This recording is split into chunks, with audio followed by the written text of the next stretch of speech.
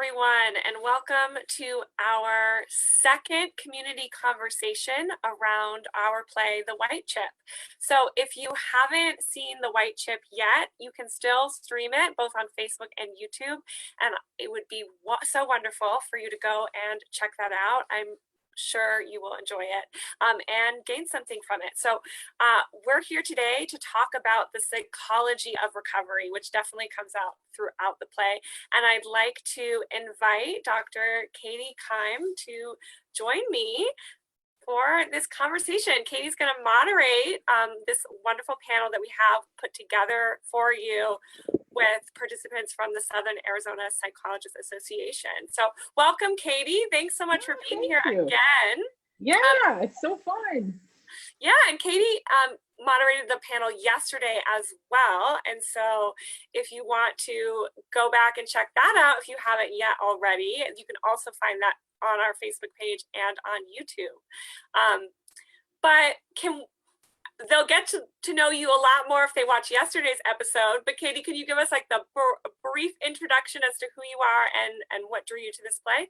Yeah, sure. Just really briefly. So my doctoral dissertation and my PhD work at Emory University was around addiction and actually the religious and spiritual intersections of public health and around addiction. And I discovered Sean's play as it was world premiering at Merrimack Theater way back now 3 years ago. And his story exemplifies so much, which is fascinating about what it's like to recover in the 21st century for so many people. So yeah, I engaged it in all kinds of ways, and yeah, that's the reason. Awesome. Well, thank you. I know that's such a wonderful, I hope everybody goes and listens to the whole story, because it's such a wonderful kismet tale of you finding and stumbling on the play and right at the right moment for your thesis. So everybody go check that out. So today's conversation is going to be a little bit different from yesterday's. Yesterday was with the cast, and today we've got a panel of psychologists on board. But before we get into that, Katie, did you have a favorite moment from yesterday or something from that conversation that stood out or blew you away? Yes, so much blew me away. I can say that completely honestly. And I have the feeling that, and so what I'm going to do is I'm not going to give any spoilers. Here's what I'm going to say. I'm going to say that it was so fascinating to hear their journeys to the play and their journeys with the play personally.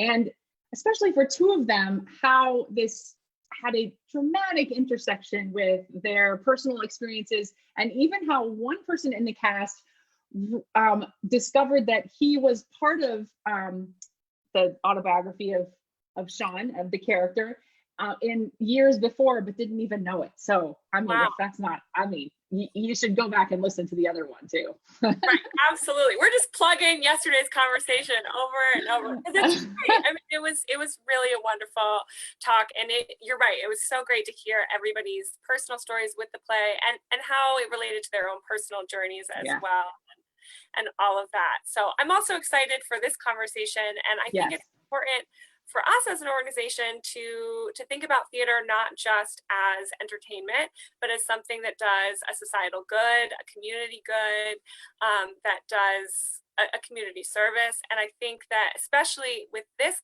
play and this subject matter, we want to give people resources to be able to deal with how addiction might intersect with their lives.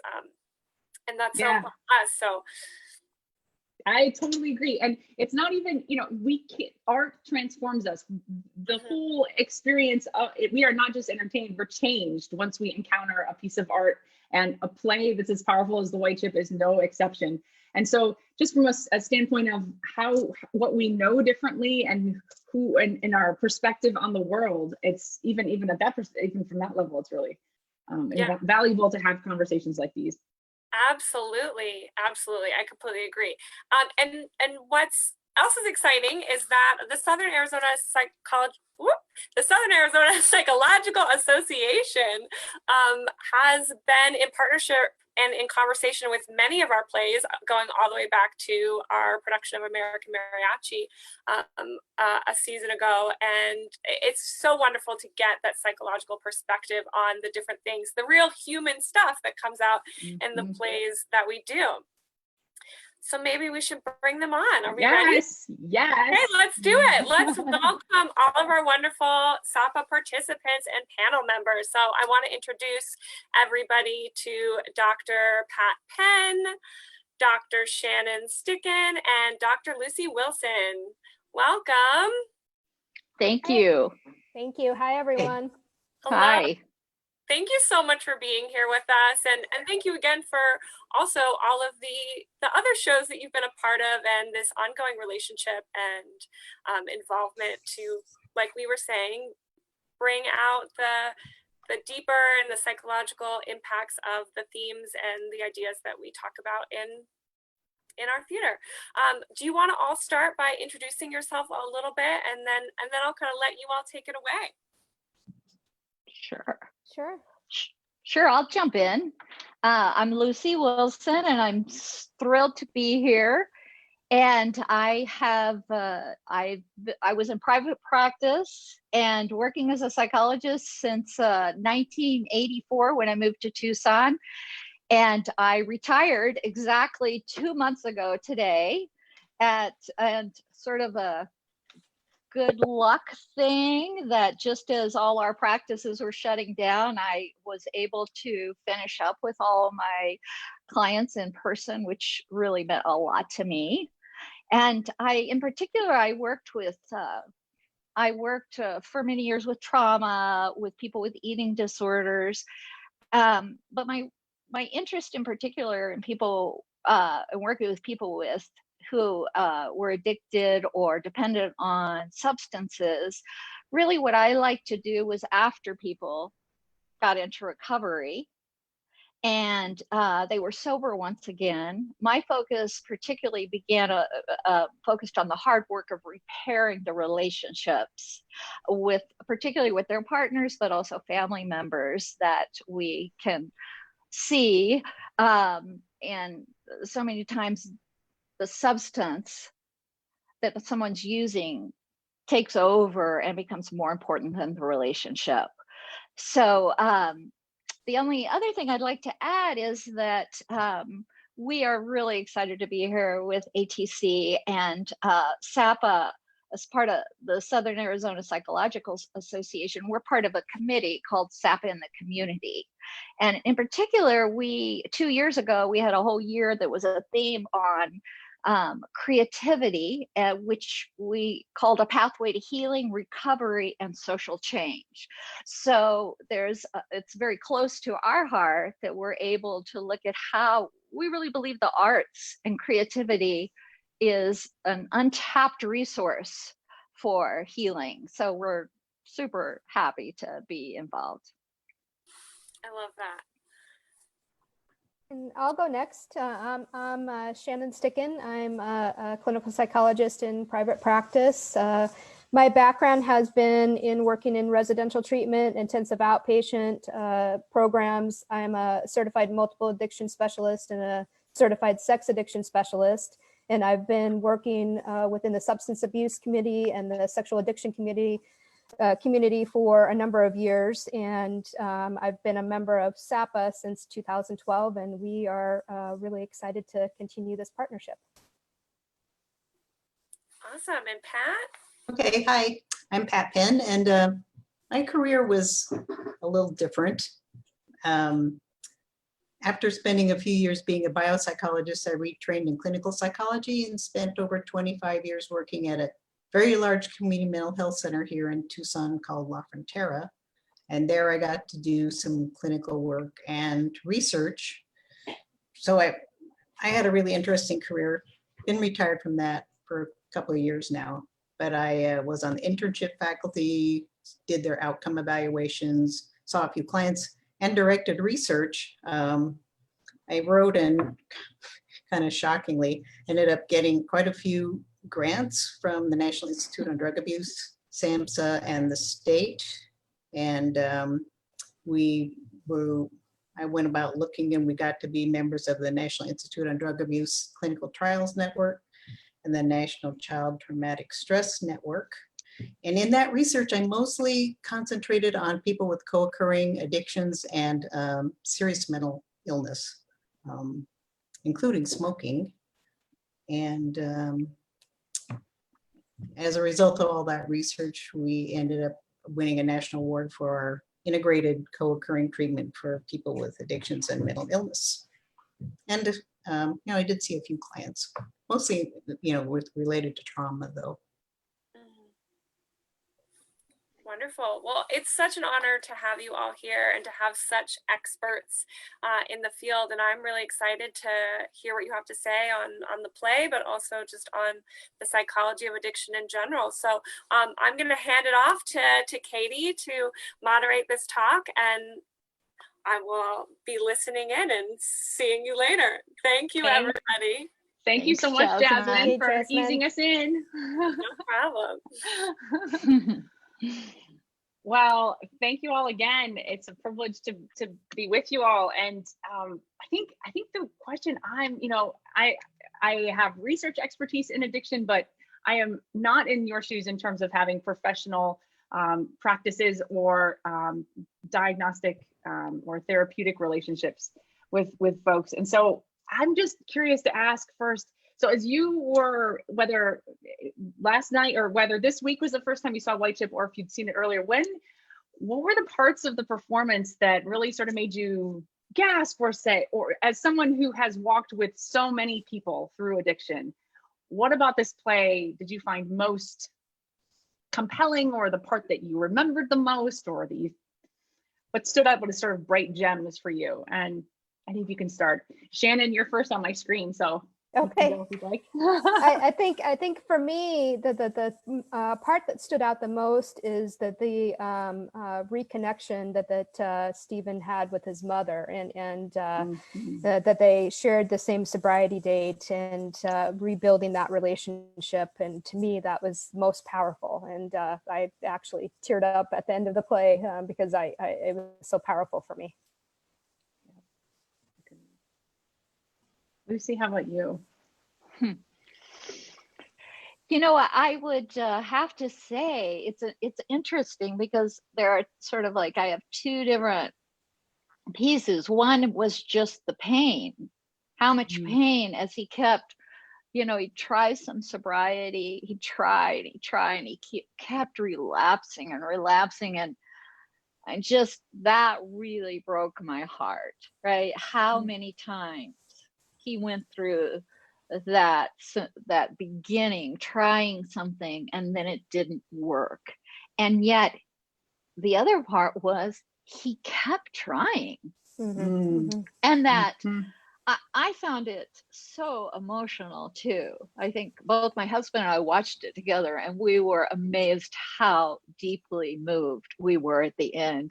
And I think it's just, as he's talking about, how many days, that moment where he's like 90 days.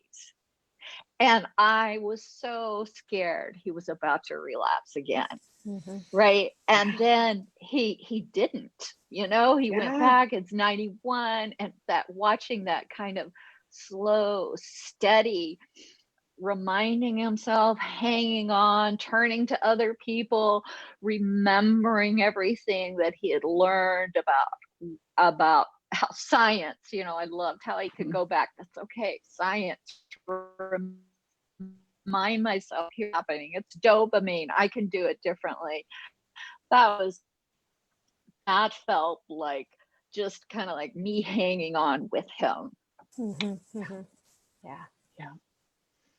Thanks, Pat. How about you? Well, I was struck throughout with how open and honest he was about all the little details of his recovery. Amazingly open, I thought. And I also loved the humor pieces thrown in here and there, kind of to lighten up the mood a bit. But I think the thing that gave me the biggest charge was the Jewish people in 12-step that presented the science model. And maybe because I've been involved in a lot of research in science and smart recovery. That's one thing I research, which is kind of science-based. So that was a charge for me. That's great. Well, I'm also, I think just a question that I think anyone who's watched the play and then would get to ask those of you questions about it would be, so what do you find yourself most wanting an audience who's seen White Chip to know about addiction and recovery? I think for me that recovery is possible, and that it may be, a lifelong process, and it likely is going to be a lifelong process, but that it is possible, and that you need community. Whether you get that community in AA, sometimes AA doesn't work for everyone. So there's other programs that may work, but you have to have some sort of community, whether it's in AA or Smart Recovery or just accountability group. You have to have some level of community, and that's really when recovery begins. When you have that sense of community and when you have a daily routine, and that it is possible if you keep working it. Yep, works if you work it. Yeah. I guess the thing I would add, absolutely, that's the most important thing, that it's possible. But I'd also like people to know that before, just like they showed in the play, before you get to that point, it seems impossible for so many people, so right? hard. That it's not a matter of, why don't you just do it? It's just like, you can't imagine the possibility of your life without the way you're doing it. Change is really hard. And then when you have a dependence on some kind of substance, it's as wrenching, it's as wrenching and life-changing as going through the death of a spouse or a divorce. It's like you're giving up that which gives you a sense of identity, and that you build your whole life around. And it really takes this huge continued, leaps into something different. So to have compassion for oneself and for the others that are struggling. Yeah. Well said. I guess I agree with everything that Shannon and Lucy have said, but yeah, the recovery is possible, and it's sometimes a matter of many steps. You progress and you slide back, you progress and slide back, but it can be an overall upward trajectory, and things are learned along the way all the time. It may not seem like it, but all of a sudden it can reach a critical mass, and there you are. Yeah. And also that there's a lot of different recovery methods out there. Yep. And if one thing doesn't work for you, look around. There's a lot more out there lately. And 12-step works great for some people, doesn't work for everyone. Same with some of the other methods. But it's important, I think, to give people choice in their recovery. Yep. Yeah, that would be if that would be the number one thing I would that I find so important too, is just the diversity of ways there are to recovery and how hard it is, both things, but that it is not a one size fits all. Nobody can say that they've found the cure-all universal magical bullet for everything. And yeah, and I think that sort of leads to another question, which is in thinking about which methods work for which people. So in the White Chip, Stephen, the main character, he rejects a core tenet of AA, and it makes it really difficult for him to benefit from the 12-step AA model. We know that loads of other folks have the same difficulty. What other options are there for treatment? What do various journeys look like in your perspectives? Well, there's a lot of different mutual help modalities out there now, besides 12-step and Smart Recovery, Women in Recovery, Moderation Management, Life Ring, SOS. So there's sometimes you have to search around for them, but they're there. But those are just the self-help modalities, and some of them are used in treatment, but there's a lot of evidence-based treatments out there too, which you can find on the National Institute on Drug Abuse Network and the NREP which used to be on SAMHSA. I guess they got taken down, but somebody else has put it back up now. But it's worth looking into the variety of treatment options. And there's, even inpatient now, some of them are more 12-step oriented, some most of them now though have a variety of options. Mm-hmm. And maybe just a reminder, I know that Katie, you and maybe Jasmine will tell people at the end of this, but on the ATC website and also on the SAPA.org website, we have a list of those resources. Great. It is worth, looking around when you're looking for treatment. I just read something today that say more people do research on what car to buy than on what rehab facility to go to. So, Yeah. it's very available on the internet right now to look at different models and reviews. Yeah, and that's a really interesting point about why it is so overwhelming for folks, because that's in my corner of the world, working with religious professionals who sometimes are sort of a last resort for folks who are trying to figure out what to do, or families.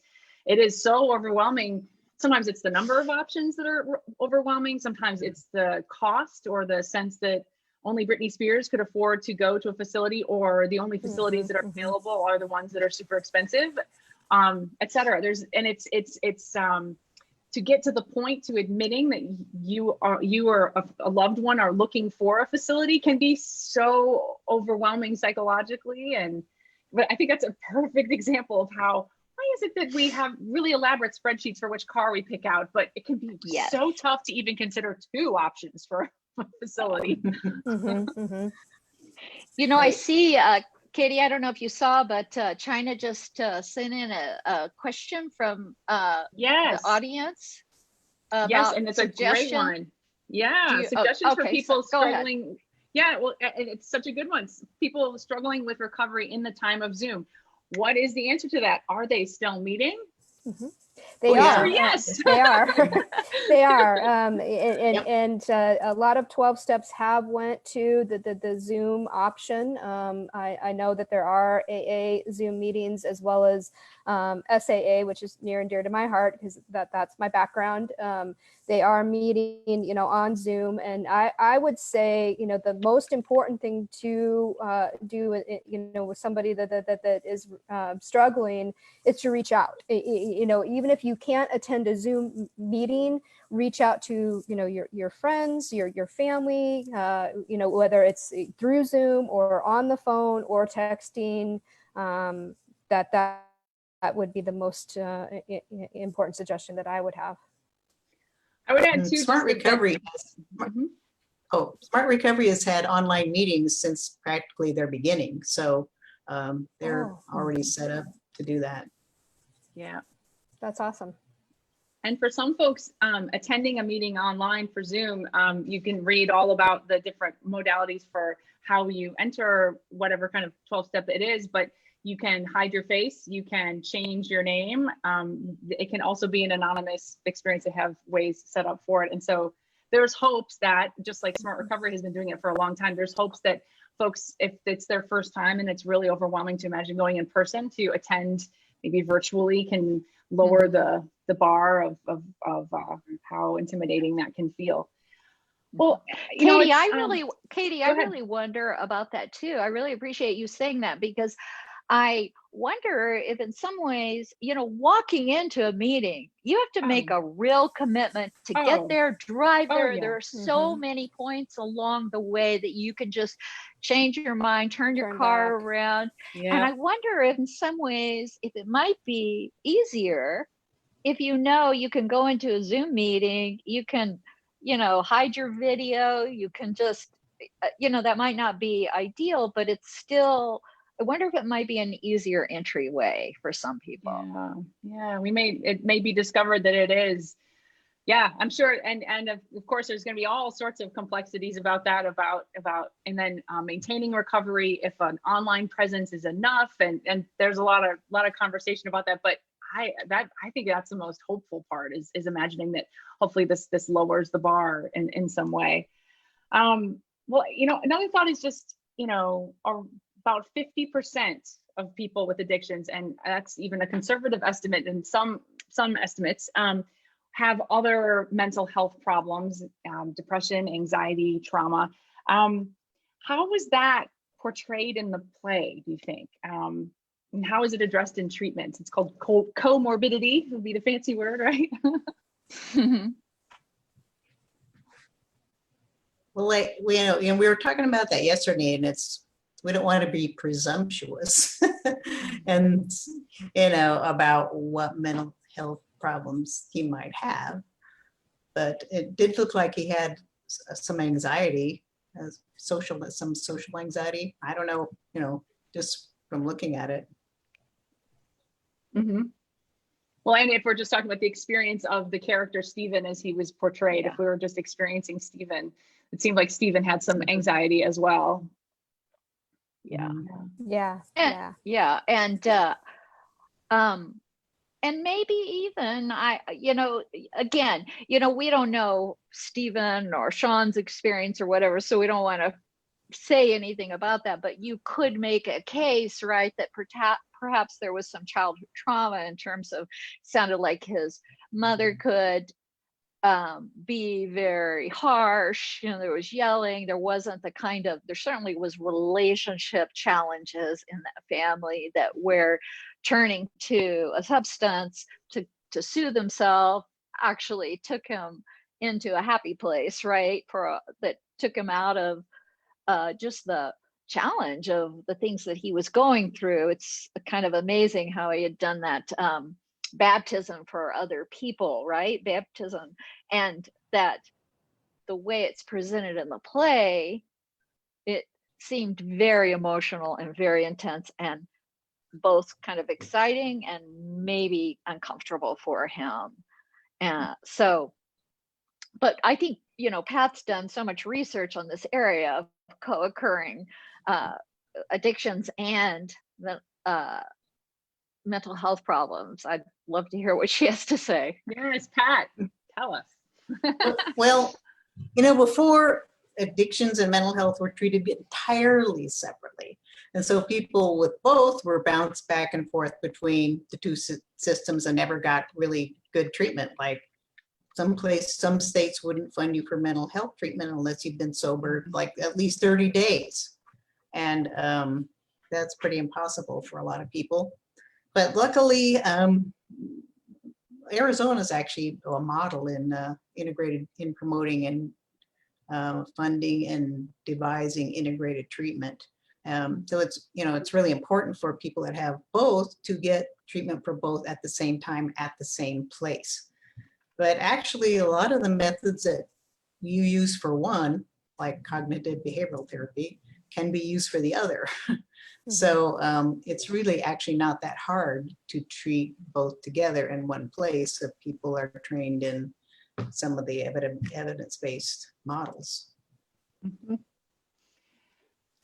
And usually, I think that usually underlying substance, whether it's substance abuse, sexual addiction, work addiction, underlying is aspects of anxiety, depression, trauma.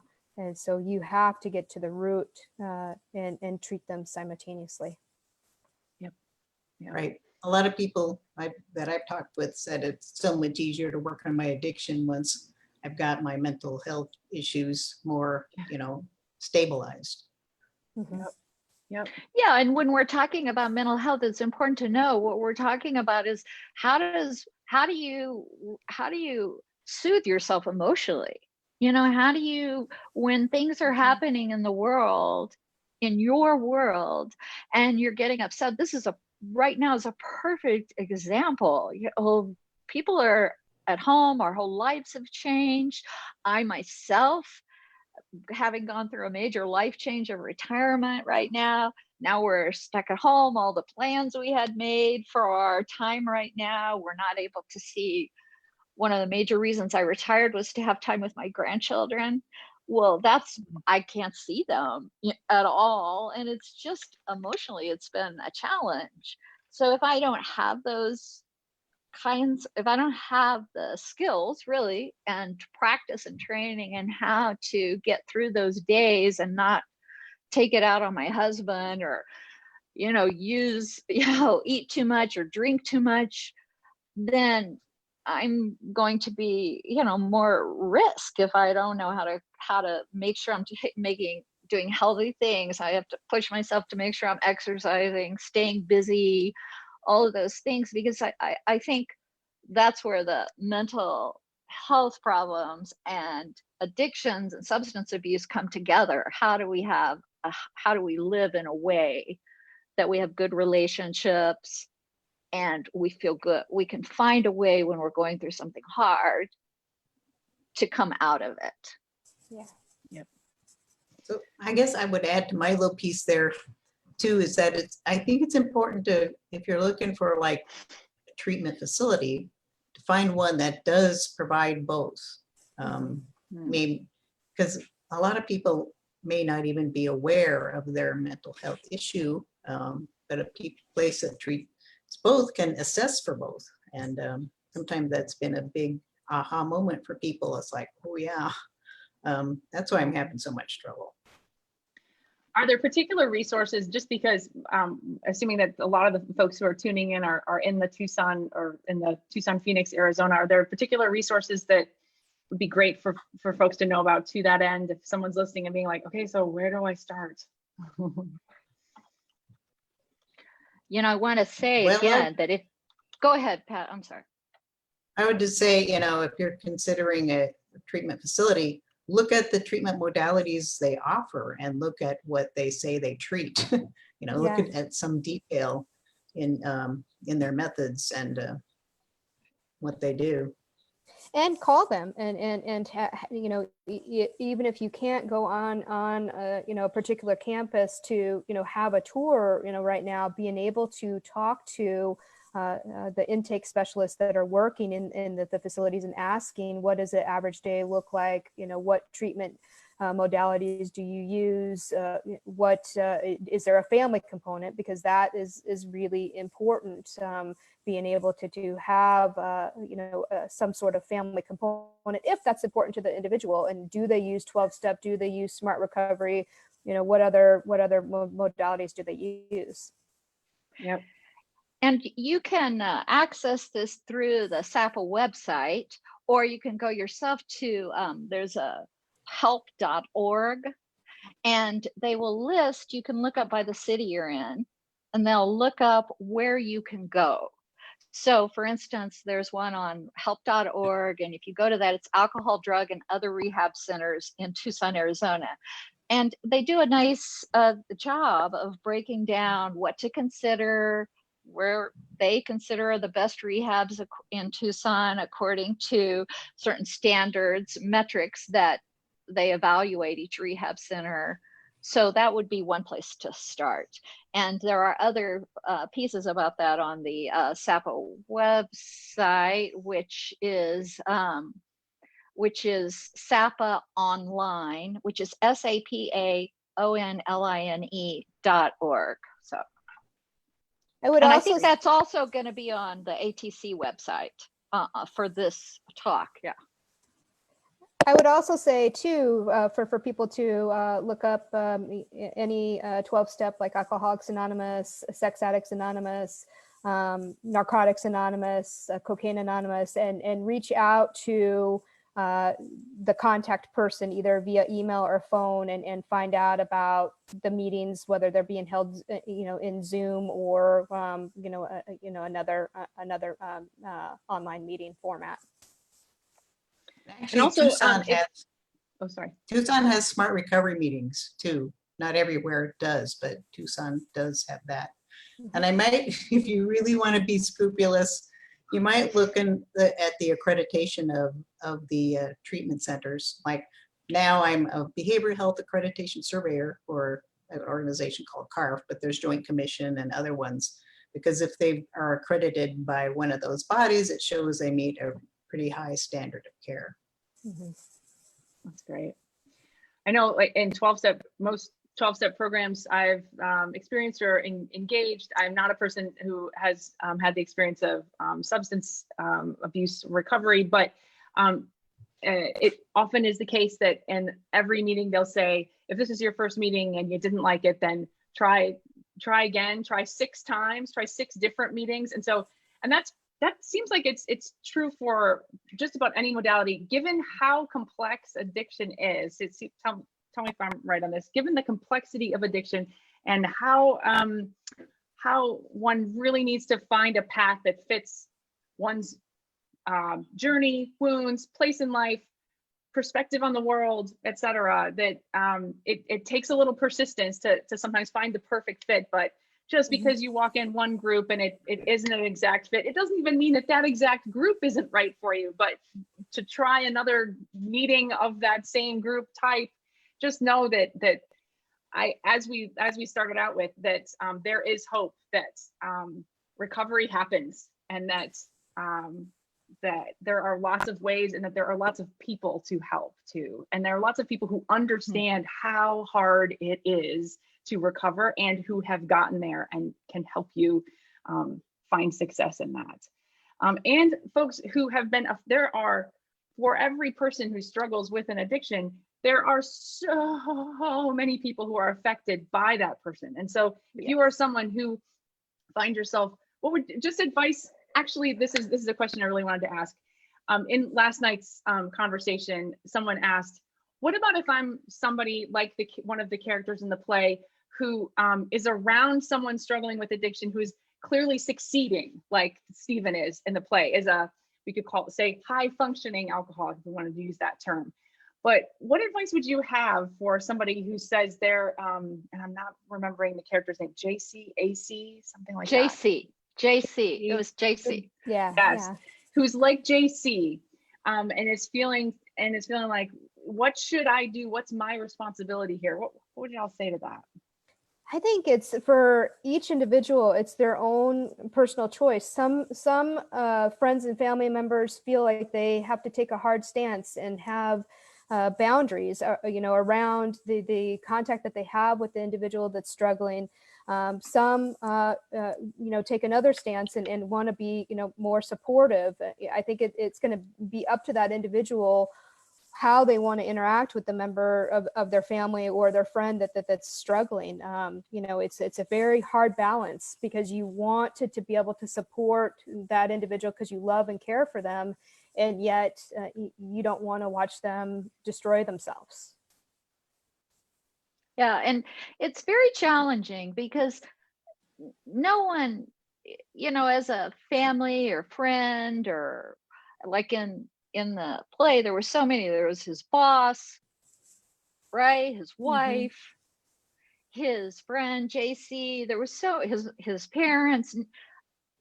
I thought he did a really great job of showing how hard people in his life tried to intervene to really help him. And you saw how he wasn't able to take advantage of their help, right? And I think, depending upon the degree, how dependent the person has become on their substance, some people aren't, and they can listen to you, they can listen and hear feedback. But really, there is no magic answer that anybody can do that for you. The most important thing we can do is we can give them feedback. We can tell them, I love you and here's what's happening. But I think AA does a really nice job of helping people understand at some point you have to step back and set boundaries for yourself, take care of yourself, because otherwise it's very easy to get caught up in this really destructive cycle of trying to fix the other person. And it can really escalate into criticism, rejection, shaming. And those are all the things that actually just make everything worse. Resentment, don't forget resentment. Yeah. Yeah. Resentments. Yeah. What would you say, Pat? Well, I would say there are resources for family and friends too. There's 12-step programs. I have some friends who just like to go to those just because they're so great. And I'm sure there's other things online, ideas and things like that. Yeah, Al-Anon finding is support for yourself, right? Finding Right. support for yourself. I think that's that's what we can do. Yeah. Right. And to just as a basic sort of like recovery vocab thing that is sometimes helpful to know as you're navigating these things. AA stands for Alcoholics Anonymous. Al-Anon is for friends and family, folks who are affected by someone who is struggling with alcohol or drug addiction. Well, we have a question here from the audience. You've talked a lot about smart recovery. Could you briefly say what that's about? Okay. I think that's Pat. Yeah. It's pretty easy to access that online too. Well, it uses cognitive, behavioral, and motivational methods, a variety of them, crafted into tools that people can use. So it's an online or in-person meeting led by a trained facilitator, but a volunteer. And people present their issues, and the group helps them apply the various tools, like looking at your thoughts and doing a cost benefit analysis or doing a role play. And so it is science-based, and it keeps incorporating new types of evidence that seem to be helpful. Often homework is assigned.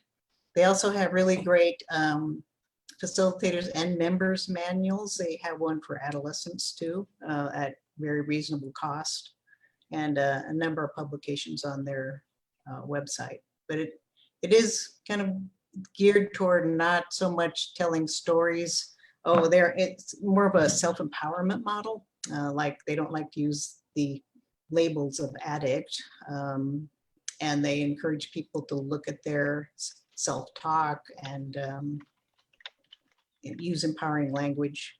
I did some focus groups with people with co-occurring conditions who experience both SMART recovery and 12-step. And interestingly, a lot of people with co-occurring conditions related more easily to SMART recovery at first, because it can be used for mental health problems too. But a number of people said, once I did SMART recovery and gained some self-worth and stabilization, I could go on then to use AA, because SMART is not as stringent about being abstinent.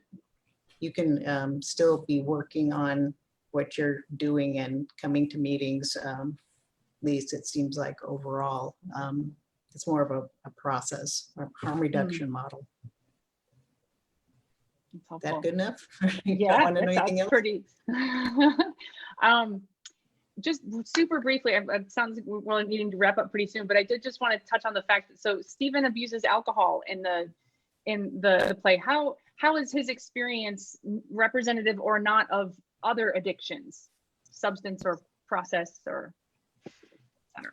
I think it's very representative. What Lucy said earlier, the fact that he kept trying and that he kept having the desire to want to be sober, and he was trying different options, and for a lot of people that is their experience. Yeah, and I'd like to just put in one plug of the importance of relationship in all of this, because all of these addictions, as certainly in sex addiction, but everything, at the heart of it is really damaged relationships and difficulty in being able to have security and a sense of feeling good enough as a person, but also in a relationship, and developing that kind of secure connections is so important to a lasting sobriety. And a lot of people get that from the 12-step groups. It can be so helpful to have the first honest and healthy kinds of relationships that are based on skills, people learning about how to be in a good relationship, how to be a good partner, how to be a good friend, that they're, without just repeating old patterns that you've learned in your family that can be really destructive. So, and that's true across all addictions, right? Whether it's work or sex or alcohol or any other kinds of drugs, and or even exercise and food addiction. So, yep. So, all right, this really is the last question. This is one that's coming up on Facebook. There are folks at home, all problems that were just problems before, in many cases in this pandemic time, are really, really big problems. And so what are crisis intervention options? And the quote looks like it's a lot of what is being said takes a calm head, a calm, reasonable head. Do you have a crisis number for people in AA? So folks to call, and it's not clear if this question is asked from the perspective of someone who needs help themselves or is asking on behalf of someone else. But what answers would we have for folks who are just in a really tough spot? Phone numbers to call or folks to reach out to. I would So say there's a local crisis line that can refer people to, further help. I don't remember the phone number, but it is it's available. 520-622-6000. That's the crisis right. line. Say it one more time. 520-622-6000. Great, really helpful.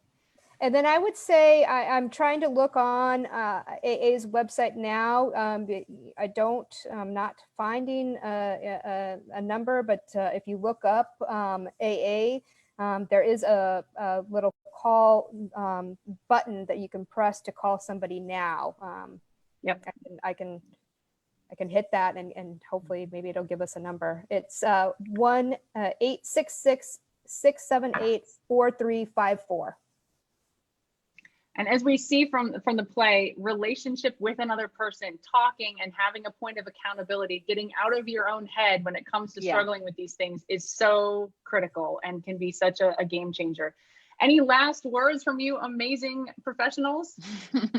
Thank you so much for doing this, Katie, and to Arizona Theater Company. Arizona Theater Company, for sure. Yeah. And remember, go online, type crisis, I need help, and there are so many resources. There's a texting you can do. There's, you may be physically alone, but you do not have to be emotionally alone. Oh, I like that. That's a perfect place to end. Woo! Either in our experience of art, we don't have to be alone, and in the wrestling with the most difficult parts of being human, we do not have to be alone. That is fantastic. Well, I know I echo exactly what you say. Huge thanks to Arizona Theater Company. Here's some last words. Tomorrow, we will be joined by the Treehouse Learning Community, who provides support for those in recovery while in college specifically.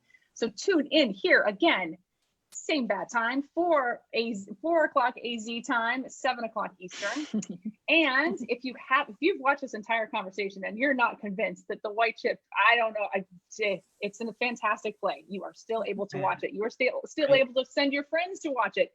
And these conversations, this one tonight and then the one from last night, are on ATC's Facebook, YouTube, or on their digital backstage at arizonatheater.org, which does include a list of resources for those looking for support right now. Thank you again. Thank you to Arizona Theater Company. And until we meet again, go in peace. Thank you, Katie. Thank you. All right.